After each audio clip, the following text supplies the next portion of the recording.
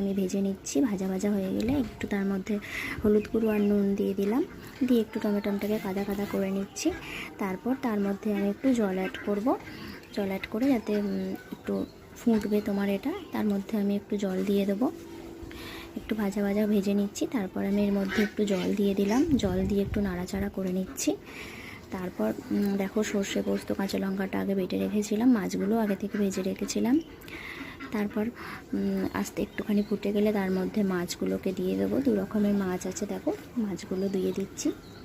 মাছগুলো দিয়ে একটু নাড়াচাড়া করে নেবো। নাড়াচাড়া করে লাস্টে যে সর্ষে পোস্ত কাঁচা লঙ্কাটা যেটা বেটে রেখেছিলাম মিক্সড করে, সেটাকে ওর মধ্যে অ্যাড করে দেবো। দিয়ে একটু ফুটে গেলে ফুটে একটু জলটা যখন ফুটে যাবে হয়ে যাবে, দেখো আমি দিয়ে দিয়েছি। তারপর একটু কাঁচা সর্ষের তেল দিয়ে নামিয়ে নেবো। রেসিপিটা ভালো লাগলে লাইক কমেন্ট শেয়ার করো।